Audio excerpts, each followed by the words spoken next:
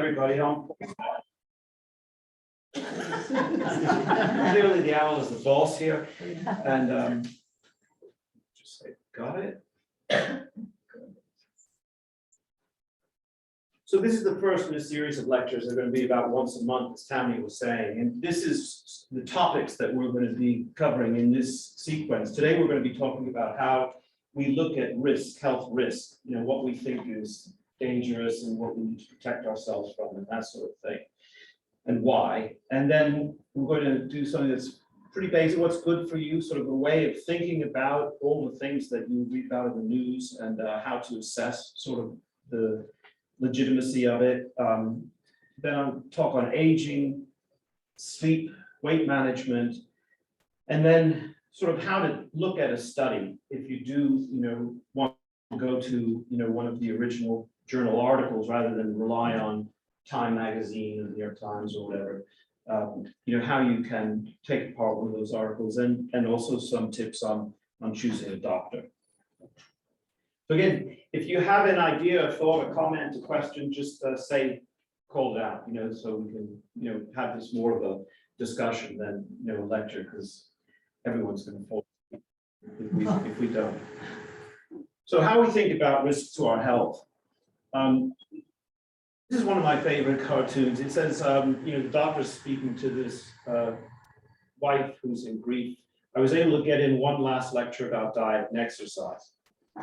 And that's sort of where we live now in terms of, how effective we are at preventing and helping people take care of themselves.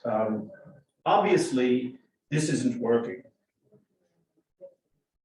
I never thought I'd quote Stalin in a health talk, but he's known for having said this, one death is a tragedy, 1 million deaths statistic.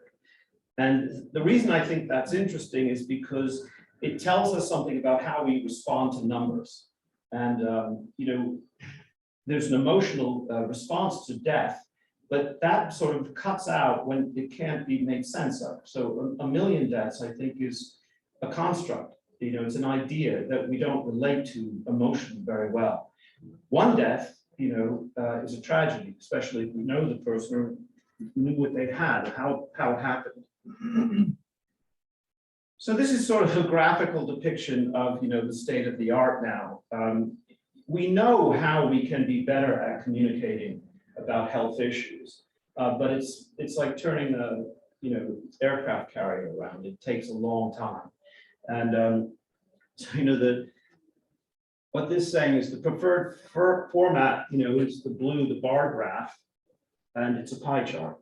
That's sort of how medicine is being delivered these days. It's antithetical to how you get things done. So how did we arrive at this situation? A lot of it can be understood by going back about a century and looking at, how medicine came into its own and what the public expects from medicine. So most of the disease was caused by infection in 1900s, right? And most of the deaths were either from infection or trauma. And the cause of infection is a pathogen, whether it's a bacteria or a virus. And the intervention was a medication. And it was revolutionary and it was quite successful. It made people think that if you get sick, the doctor fixes you. You're given something that fixes the situation. And that we basically had infectious disease beat. We thought, we're good. We have antibiotics and, it's done. The problem is that what that allowed was a transformation of what's causing most of the illness from infectious disease to chronic degenerative diseases like cardiovascular disease, diabetes, hypertension, cancer, these sorts of things. And the primary cause of the chronic degenerative conditions is lifestyle, is behavior. And the intervention, therefore, is behavior modification. So the good news is we figured that out. The bad news is there's nothing more difficult than changing people's behavior. And so one of the things, and one of the reasons I wanted to start with this topic is, people are more likely to change their behavior if they think that something is dangerous to them, if they perceive it as a risk, if it's real to them. Okay. So this is the rational agent model that has been used until very recently in economics and medicine, basically across the board. And what it's based on is these propositions that we make choices in our best interest. If we have the data, we make the right choice. We accurately evaluate past experiences. We accurately predict future tastes or desires. It is unnecessary to protect people from the consequences of their choices. All of these are wrong, right? And we know that. That's a problem, as you can imagine. So let's go back and see why those things might be wrong. And I think the easiest way to understand it is to look at evolution. We've been around a long time. 5 million years, was the earliest hominid. The Paleolithic era, 2.6 million years ago. 10,000 years ago, we started with agriculture, which is a second in time in evolutionary terms, right?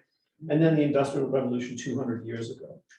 So the point of this slide is to say, we have lived in these two, time frames for 99% of our existence as a species.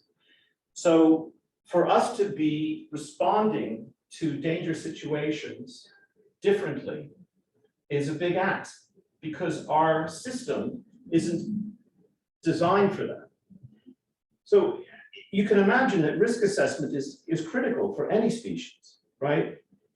The ability to sense and avoid harm is essential for survival for any animal, and it's selected for from an evolutionary standpoint. So the selection process was very powerful in creating a brain that perceived danger a certain way.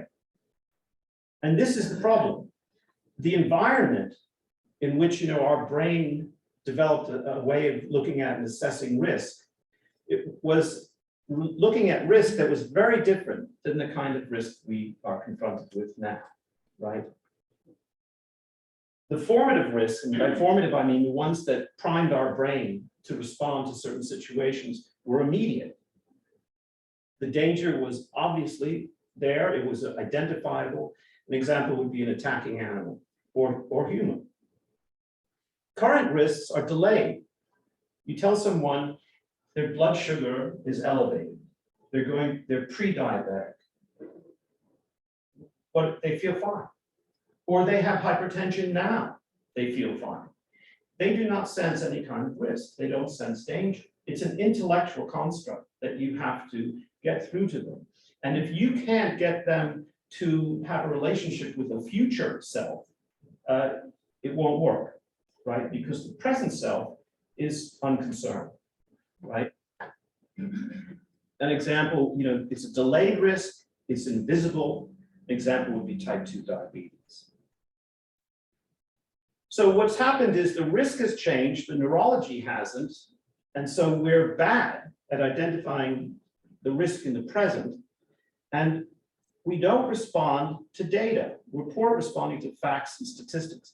Smoking is a perfect example. If you look at a graph of how many people smoke in the United States and see how it goes down, and see the dates when they prove that it causes cancer, heart disease, hypertension, that's not when it had its greatest drop.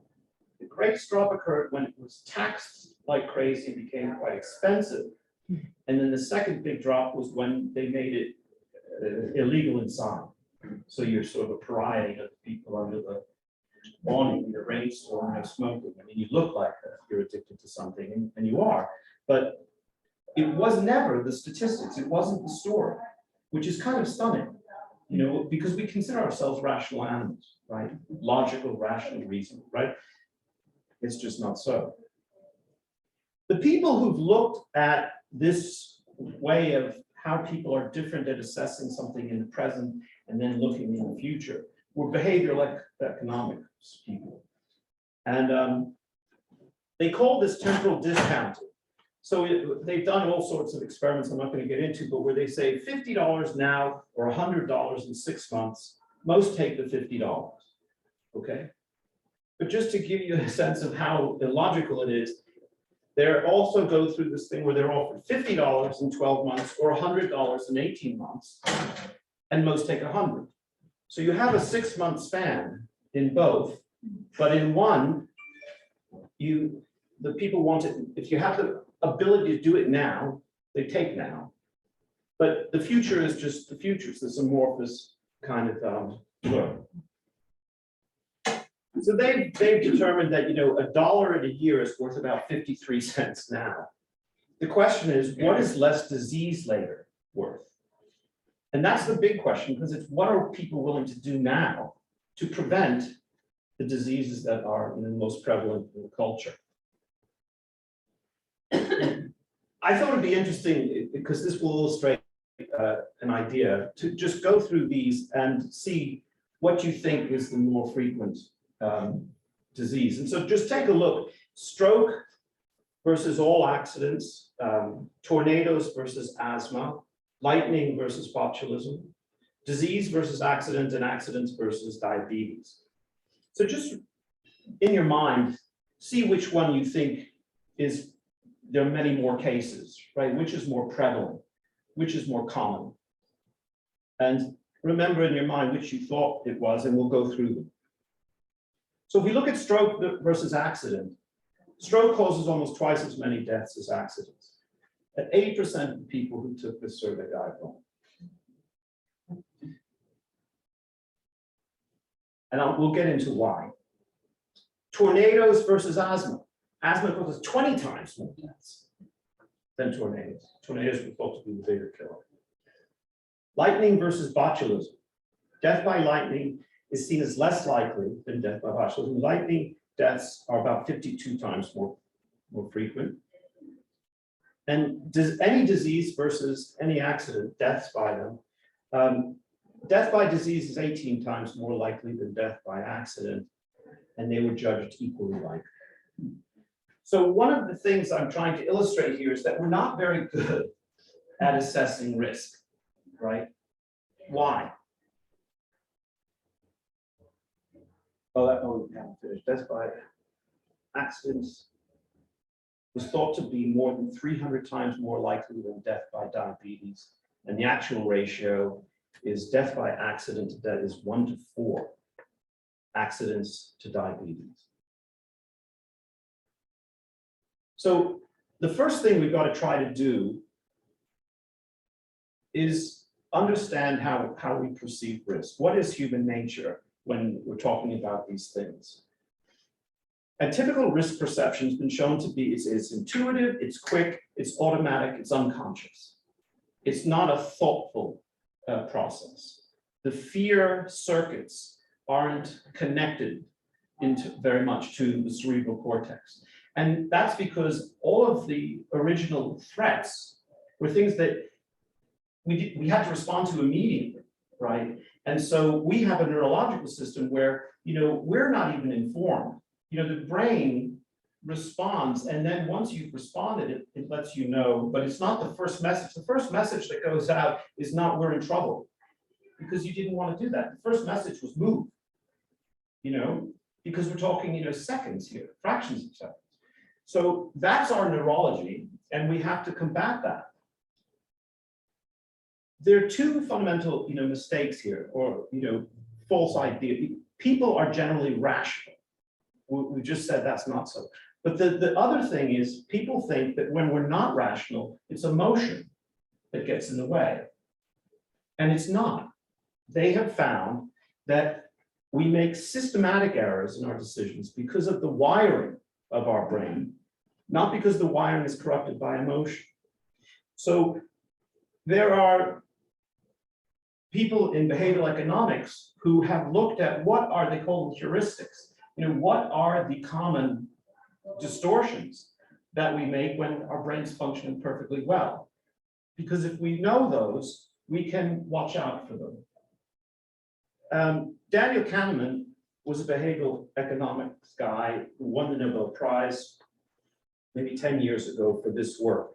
And he defined two systems of thought, system one and system two. System one is automatic, intuitive, impulsive, certain.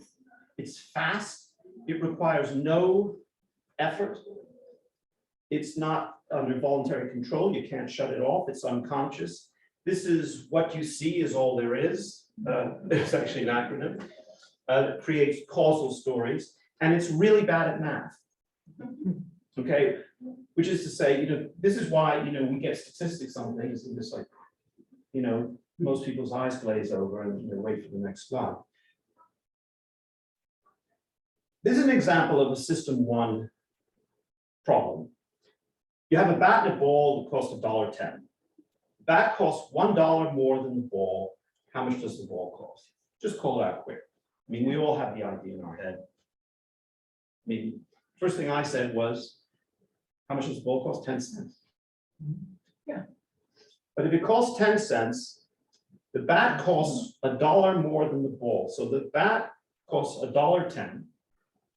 It's $1 more than the ball, 10 cents, which adds up to $1.20. And it's just a nice, you with me? Yes, sir. No, but that's the power of system one.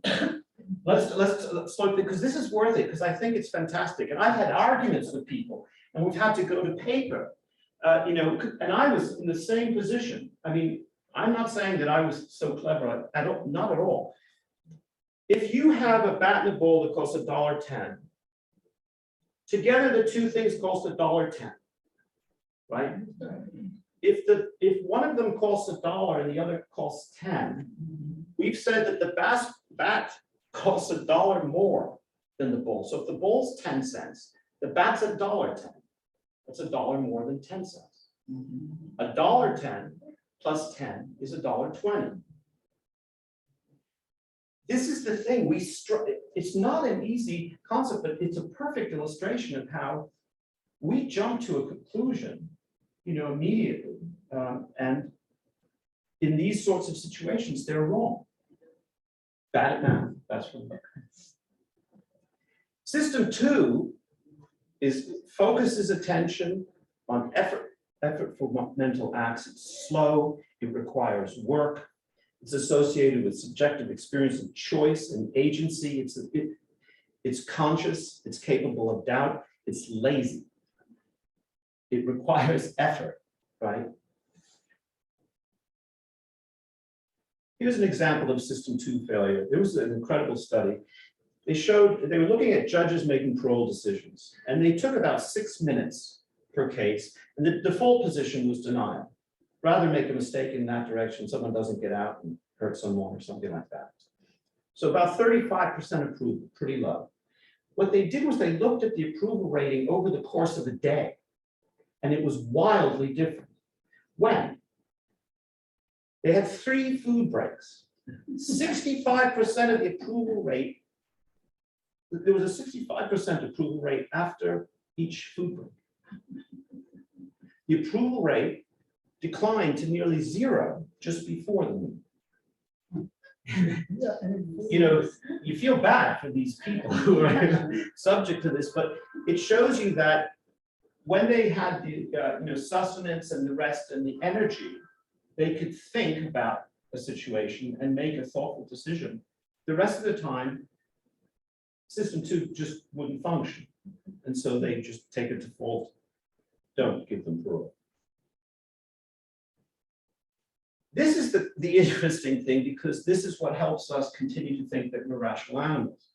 System one creates impressions and feelings that define the beliefs and choices of system two. So system two, the thoughtful, rational, is in the service of rationalizing system one's knee-jerk response. System two, the self we know that monitors itself, reasons, forms beliefs, makes decisions. We think system two runs the show, but usually it's system two that adopts the suggestions of system one. And if you're interested, Kahneman wrote a book called Fast Thinking and Slow Thinking. And it's fantastic. It's big, but you can open it in any section and read some of these really interesting experiments that they did to get to these conclusions. So the question is, how do we communicate with system one? How do we get through to that system that seems to be making the decisions? And one thing they've shown is that confidence in a belief depends mainly on the quality of the story we can tell about it. We are a narrative, animal, and narrative is much more important than statistics or numbers. This is what we do. We overestimate the risk of events that are beyond our control, cause many deaths at once, kill in spectacular ways, and we underestimate the risk of events that we can control. So this is called availability heuristic, where we judge the frequency of some risk by the ease with which instances of it come to mind. How quickly can we think of an example of this risk? And that's directly related to how much we think it's a danger to us. So celebrity events, scandals, illness, dramatic events, terrorist attacks, crashes, wild weather events, things that are frightening, and personal experience increase our ability to think about these things. And so we think they're much more frequent, than they are. I'll bet you anything you've never seen this headline. There's a reason. No one would read the article. This isn't, this just in, breaking news. This is, but this is what people die. So we have it upside down in our head, what we think we need to be looking at. The way something's framed also has huge impact on how we hear it and how we assess the risk. This was a study at Harvard Medical School. They were talking to people with lung cancer and offered them two options, surgery or radiation. And surgery outcome data, 1 month survival is 90%. Or there's a 10% mortality rate in the first month. Same fact, right? Completely different response to it. 1 month survival rate, 90%. They were told that 84% of the people took it. 10% mortality in the first, 50%. It's kind of stunning. Loss aversion is another heuristic that they talk about, where loss is much more powerful a motivator than gaining something. Costs are low. This is why, the gas pricing, they have the cash versus credit. They would never say that there's a credit surcharge. What they say is there's a cash discount. Oh, okay, good. People still use the credit. Another thing that we have to distinguish between, because this is sort of saying system 2 versus system 1, right? So let's say you can win $100 by drawing a red bean, and you have 2 balls to draw from. In bowl A, there's 1 red bean amongst 10 bean, and 10 bean total. And in bowl B, there's 7 red beans, there's a total of 100. Which do you take? This isn't a trick.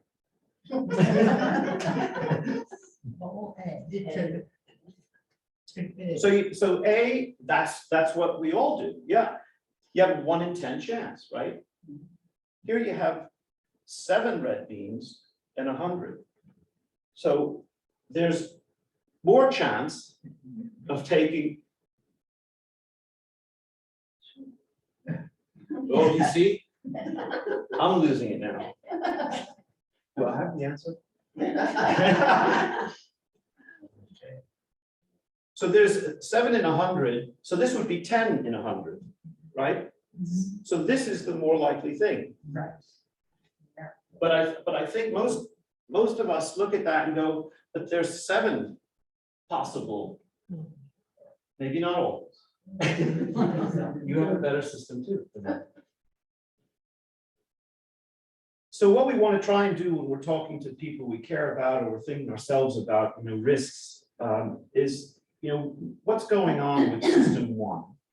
How can we create a story that makes this real to us? And how do we help people connect with the future self? And it's interesting, there's this technology now where they have a program that you can have your present image taken, and then they can adjust it to what you would look like 10 years from now if you continue doing what you're doing, if you stop and do this, in an attempt to help people connect to that future self, because that's really the biggest problem. People aren't motivated because it's not real. What's going to be in 10 years? I feel fine. It doesn't work. I want to talk about vaccination because I think it's an interesting and, very real in the present, instance. There's a lot of concern, which is more dangerous, a vaccination or the infectious disease. Vaccination, no medical intervention has saved more lives or created more conflict. And just to give you a quick look back, smallpox was the first, vaccine developed. Smallpox caused 30% death rate. Death toll in the 20th century alone was 300 million people. In 1979, they developed the vaccine and it was eradicated by the vaccine, essentially eradicated. Tetanus, 10 to 20% death rate. In 2015, worldwide, 34,000 newborns died. There was a 96% decrease from 1988 that saved 787,000 deaths. It went down to 787,000 deaths from 34,000. That's worldwide. Polio. 1 in 20 children, 1 in 3 adults died of this disease. 1952, 3,145 children died in this country.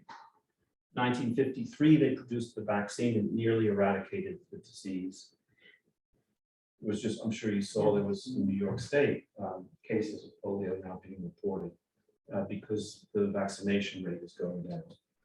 Another thing that people don't usually know is that infectious diseases have different levels of infectiousness, right? Some are very communicable, some not so much. And that determines how many people have to be vaccinated, what percent of the population has to be vaccinated in order to have herd immunity, right? So it's not the same. No one can tell you, you have to vaccinate this percent of the population to get herd immunity without defining the disease, right? Measles happens to be one of the most infectious illnesses. And I think they dropped below 90% and had an outbreak.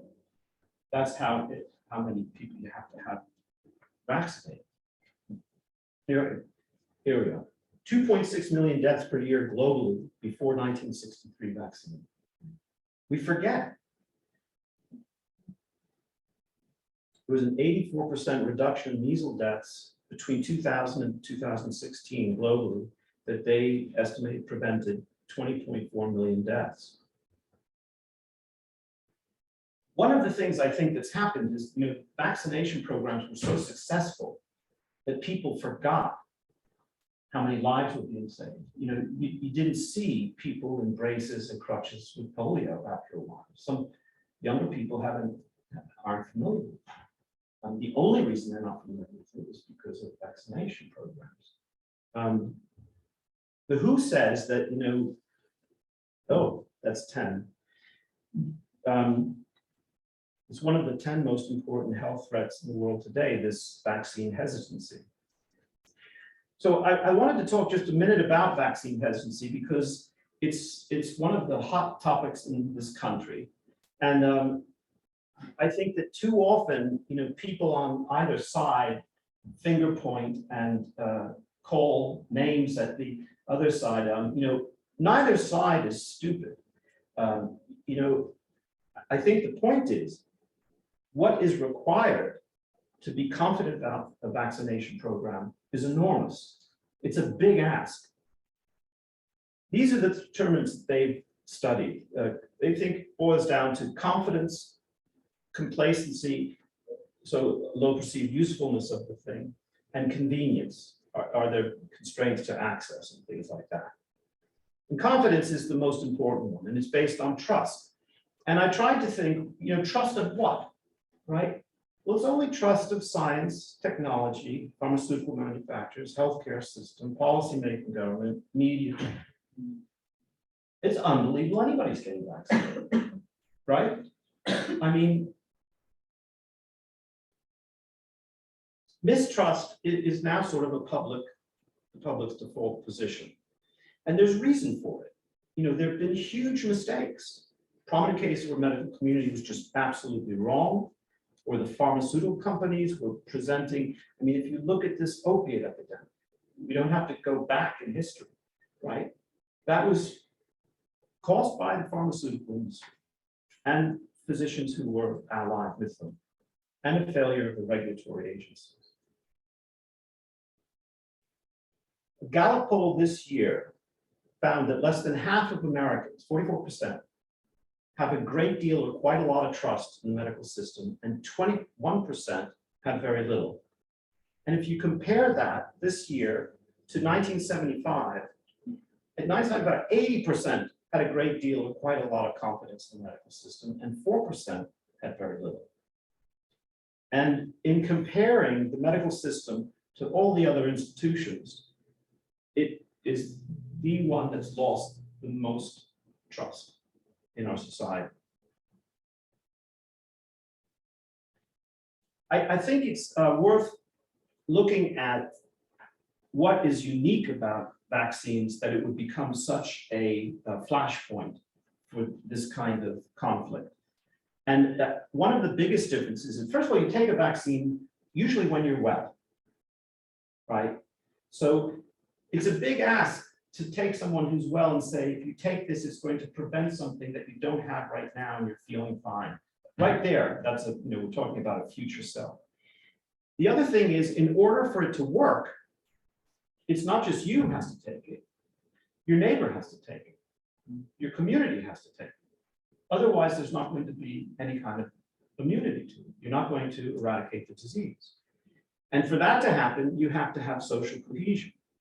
As we all know, we don't. And if you look at what the ingredients of social cohesion are, it's based on these things, the people who study this. And these are the hot topics of our country right now: wealth and income disparity, ethnicity, race, gender, impartial law enforcement, sense of engagement in common enterprise, a sense of facing shared challenges, a belief that they are members in equal standing of the same communities. It sounds like nirvana, right? I mean, that sounds like heaven. I mean, but apparently that was better in the 70s than it is now.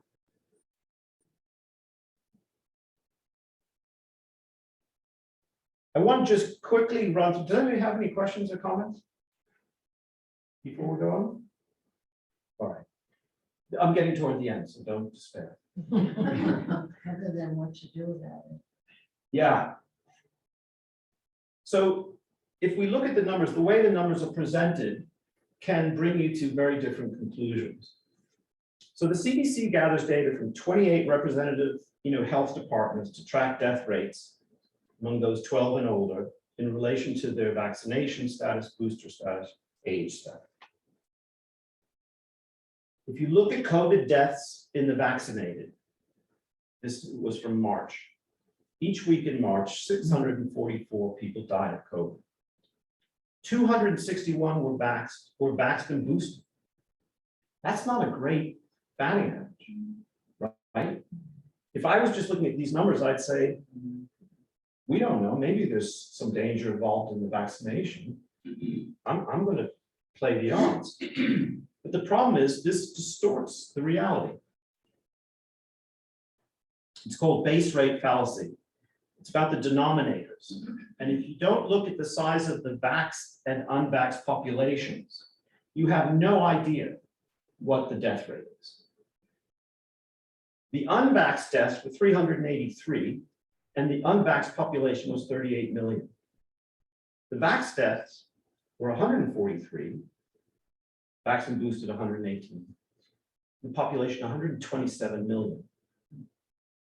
There's no comparison, right? If you standardize, and this is the statistic you want to look for, and it should be available, and if it's not, don't read the study. But it's COVID deaths per 100,000. That's sort of the accepted norm for these sorts of statistics. And when you look at this, it becomes even more apparent. Unvaxxed, you have 1.71 deaths per 100,000. Vaxxed, 0.22 per 100,000. And vaxxed and boosted, 0.1 per 100,000. The other thing that you want to look at, oh, sorry. So this is just an example of the power of the booster. Some people think I don't need the booster, I've gotten the vaccination, but it's pretty remarkable how much more protection you get. Unvaxxed at 17 times the rate of COVID deaths compared to the vaxxed boosted, and it's about half that with the unboosted. Because age is one of the biggest risk factors for death in COVID, well, death in everything actually, but the age taken into consideration is illustrated with these numbers where you say, okay, in the young, unvaxxed, vaxxed boosted, 0.13, 0.02, okay. Middle-aged, 1.21, it becomes more pronounced. 65 and over, unvaxxed, 9.29 per 100,000 versus vaxxed and boosted, 0.55. It's really dramatic, right? So how the numbers are presented is incredibly important.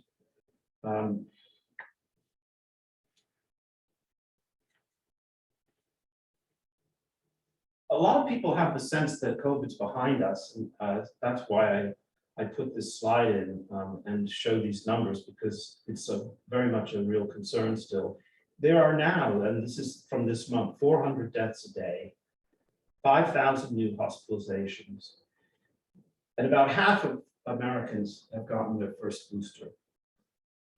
There's been 6.5 million deaths globally and over 1 million deaths in the United States. The trouble, again, is it's hard to have a real response to such large numbers. We don't feel, I think, a part of, it can't happen to me. So there's more deaths in the United States by percentage than there is in the globe. Yeah, there's more deaths per capita in the United States than many countries. Interesting. And part of that is because we don't have a high vaccination rate. So I just wanted to share that there's a British scientist, JBS Haldane, who was quite funny actually, but he was a great biologist. But he said there are 4 stages in the acceptance of any new theory. The first is, this is worthless nonsense. Second, it's interesting but perverse point of view. The third is, it's true but quite unimportant. And the fourth is, I always said so. And I think we're probably somewhere between 2 and 3, in this situation with vaccination. The problem, has been compounded obviously by its being politicized and becoming sort of this identity politics. The other thing though is, the casualty of truth that's gone on, which obviously directly relates to how much trust people have in the system, the medical system, the political system. You have Now, newspapers that write, they're two different truths, right? I mean, and I'm not saying, one is over the other, but I'm just saying it's a very difficult situation, I think, for people to make decisions in, when you can question anything. I don't know if you saw, but there was a scientist, a Nobel Prize winner, who just retracted, I think, 4 or 5 papers. So science isn't new to this kind of tampering with reality, which makes it even more difficult. So that's really all I wanted to say today. If you have any comments or questions, I just wanted to introduce the whole idea of how we think about health and what is, worth paying attention to, what may be dangerous and what isn't. We'll get into detail on specific, situations in future lectures. So should we have the 5th booster? This is the 5th? It's supposed to Third be around the booster. fall. That's the 3rd. Third. Well, yeah, it's just shot. Yeah, yeah, Third booster. yeah, You finished with the. yeah, yes. Are you taking the owl away? No, I'm just gonna close it. So maybe, I don't know if there's questions, Tammy, in the Zoom audience. Yeah, there's one comment from somebody which speaks to the whole mistrust or distrust of the medical profession. Somebody wrote, people distrust medical interventions because the federal agencies have become untrustworthy. Yeah. They have approved genetic experimental drugs and call them vaccines, then change the definition of vaccines to say that they don't need to stop transmission or infection itself. So I don't know if you want to respond to that, but that's just a comment that was put in the chat. Yeah, no, I get it. I understand. I think that, medicine doesn't have a great track record. There's reason to be doubtful. And I think, a healthy skepticism is necessary in going through this. One of the reasons that it doesn't necessarily eradicate, if we're talking about COVID, the disease, and people get a much milder case if they've been vaccinated or vaccinated boosted, is because the vaccine, traditionally, COVID vaccine has been given intramuscularly. And so you have a systemic population of white antibodies, white blood cells that are to fight the thing. But the way you get COVID is through the respiratory tract 99% of the time. And what they've started working with is changing the route of administration of the vaccine so that it's intranasal. You inhale it through the nose and it goes into the mucous membrane and tissue. And it looks as if that's going to be a much more powerful way of preventing even getting it at all, because that's where its first entry into the body is. And if you can get it there, you have a much better chance.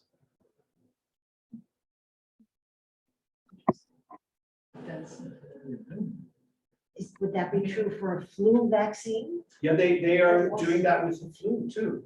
Wow, Yeah, that's interesting. yeah. And the data look really promising. It would be a big step. Yeah. The trouble with the flu is the amount of mutation of the virus from year to year. So it's sort of like looking at last year's stock market and buying something now.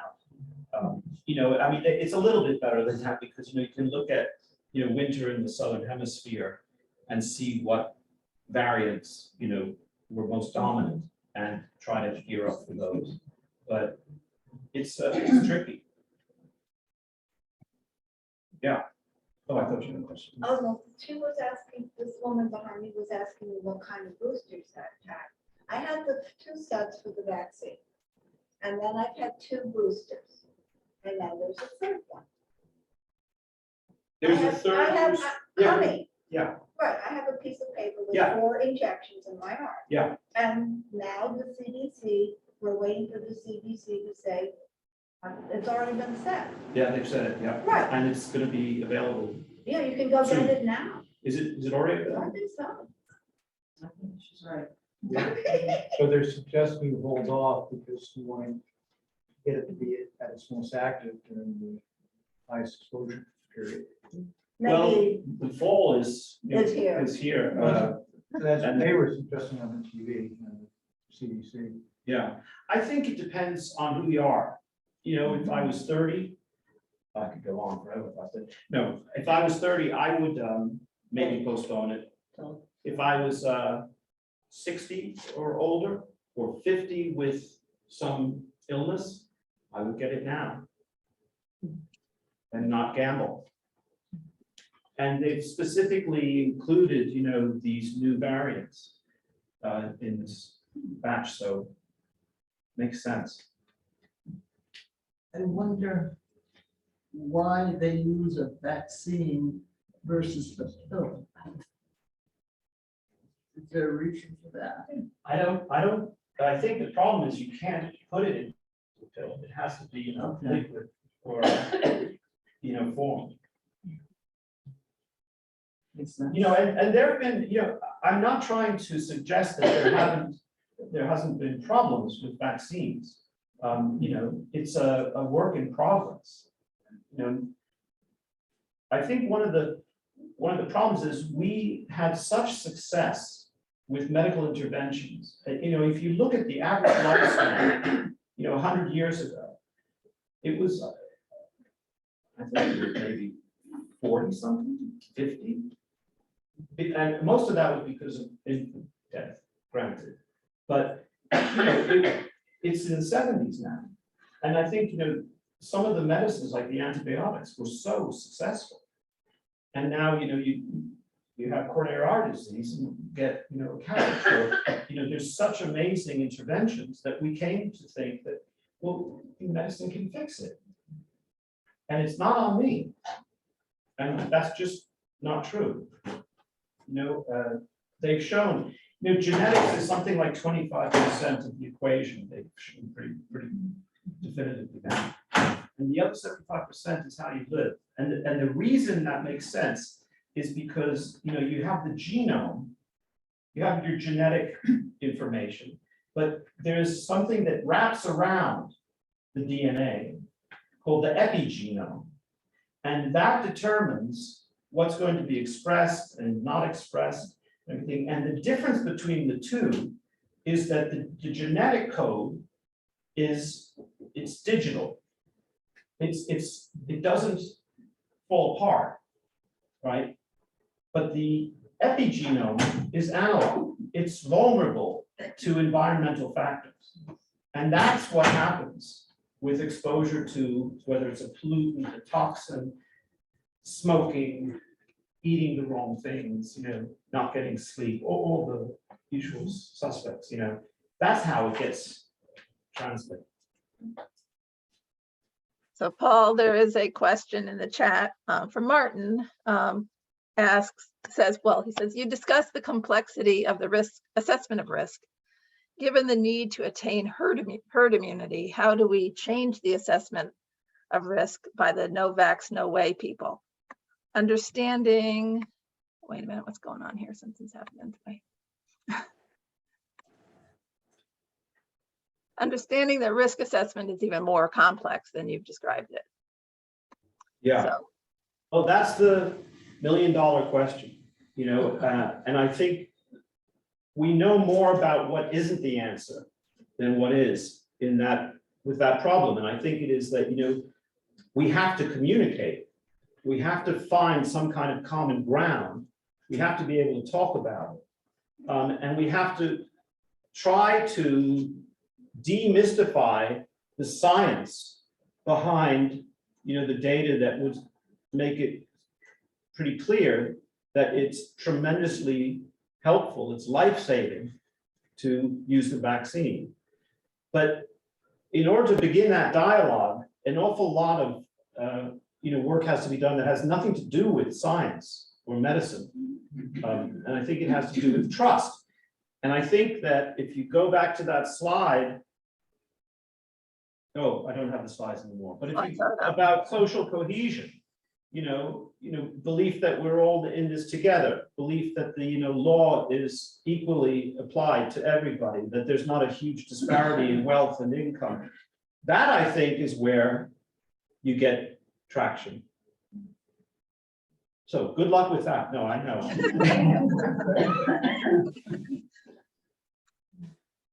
All right, thank you.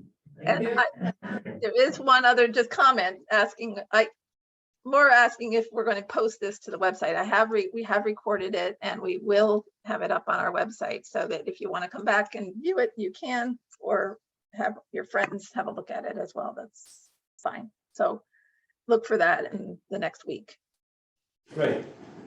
I can just say in finishing off that I write, for like the Huffington Post and Medium, most recently, mostly Medium, which is, one of these blog sites that people put articles up on different subjects. And I just posted one on aging. There's some things on, the COVID there too. So if you're interested, you can just Google Paul Spector, MD, Medium, and it should come up. Well, that aging one was good. Yeah, you sent it around. Or I got it from her. Okay. It was good. Oh, you're a veteran. Yeah. Strength and balance. I know. Did you not get it? Oh. Awesome. All right. Thanks very much.